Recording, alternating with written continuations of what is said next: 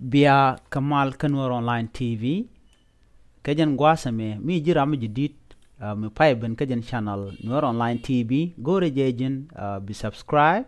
ko bi ruane dialan konde banu kaya ka tong na ke tong ne tenas ke tong nori bi ka chwa jegi kamal gorejin bi mishal notification bell bi je twan mi she kelut mi she twan ko ruane ko na balat kare bi kan chwa shup ka ji ka pet gwa da na pai ka bere chelet kajan gwasame bana ko raja dan en bu kon lat kajan gwasame do take a senior Sudanese military officer kene to kwart de ni ti chakap ke janisha torbiyele ti shop kudaro chaka kaba gwas koren wini right which ka Sudan ka ke Sunday paiwa chama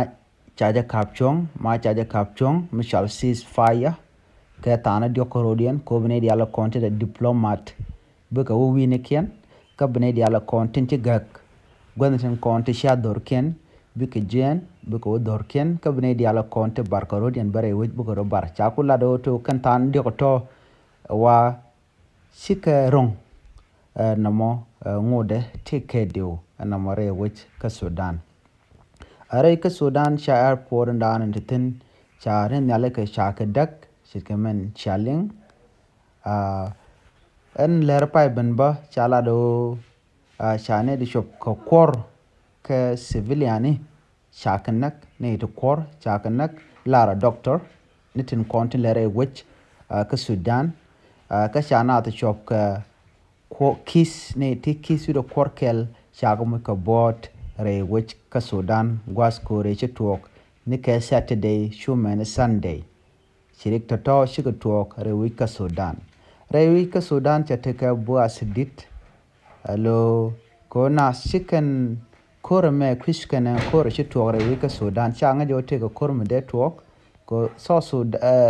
Sudan wen mi lor mi chagjo de ne ka de ka nyen na mo shirik to wan chaka nong re which ka Sudan alo jenat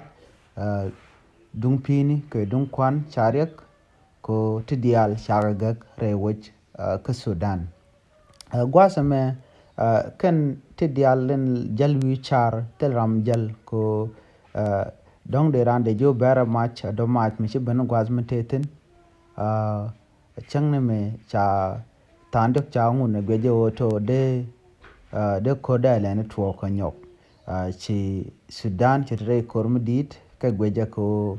dong bukan lu kanatin ka gor ko ba mida chu wono no chicken ma de le yot dare chu gwa chicken chicken panken kan daro kan it konti nyen chicken la do to te ka gwada di kan kabre which darama woto share por che kap bram we en cheka bram we presidential palace cheka gwada na shenkwatan bukwaro no kan yana kap bram woto na cha television Sudan television cheka bram we kan ya kap kan da to ka rantin kontalat kan ka ko ba ga kula ngaje na to ye nga we no na ke nga te ka pegen din janon kan ti akana kontalat ka rodin ka jan gwasama re wecha ka Sudan biya ta kamal